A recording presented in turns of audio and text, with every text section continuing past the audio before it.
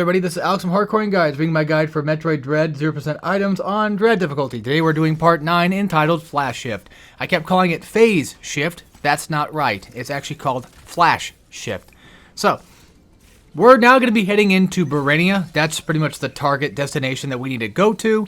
And in order to get there, we're going to have to go back through the ME door, and then we're going to have to go toward, I think, the bottom left-ish, at least the left side, because there's 2 elevators going to Barenia from here.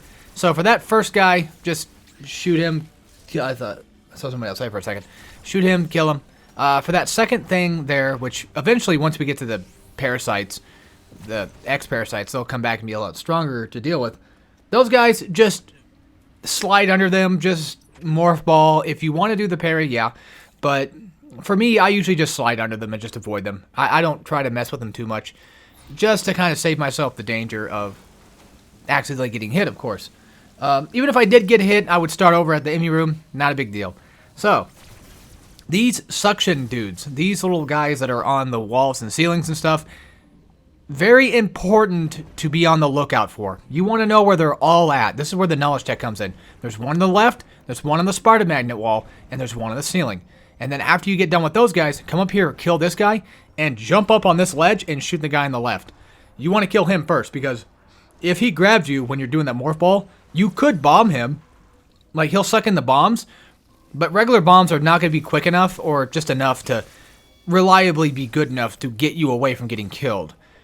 Cross bombs are typically the better option for later, but right now, we don't have that option. So I would suggest saving yourself the trouble and shooting the suck guy on the left hand, the wall, on the left hand wall, when you climb that ledge. Just get rid of both of them, because you don't want to deal with that crap.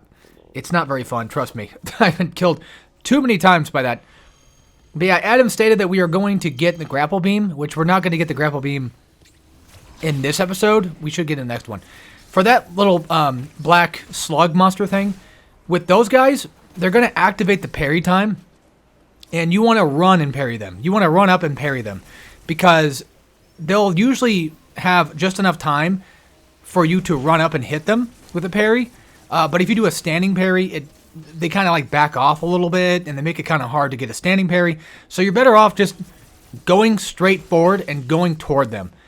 For this guy right here, he's going to usually give you a good enough position to morph ball, so you can just avoid the spikes that are coming your way.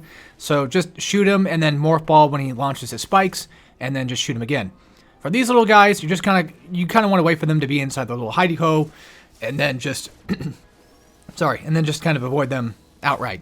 This guy right here, stand up on the ledge, shoot him from here. Same thing with this one, just shoot him from the ledge.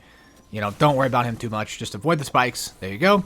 This guy, of course, charge beam shot. Shoot him from off camera, so that way he doesn't have time to go for an attack.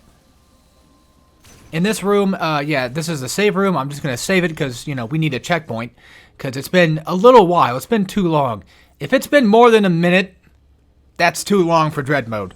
You don't want to start all that shit over again just because, you know, you've already done all that shit, so not worth it. For these 2 guys, you're just going to want to stand and just kind of take them both out. For him, you know, again, just when you see him, start running up and go for that parry. Do a running parry every single time you see those guys, because you do not want to get tapped by the swarm. And then on top of that, you also just it'd also just be quicker just to do a running parry, and you'll usually end up getting your parry, because again, you see that before they launch their swarm, they are actually moving backward before that happens. For these guys right here, usually a charge shot into like more shots, good enough to kill them.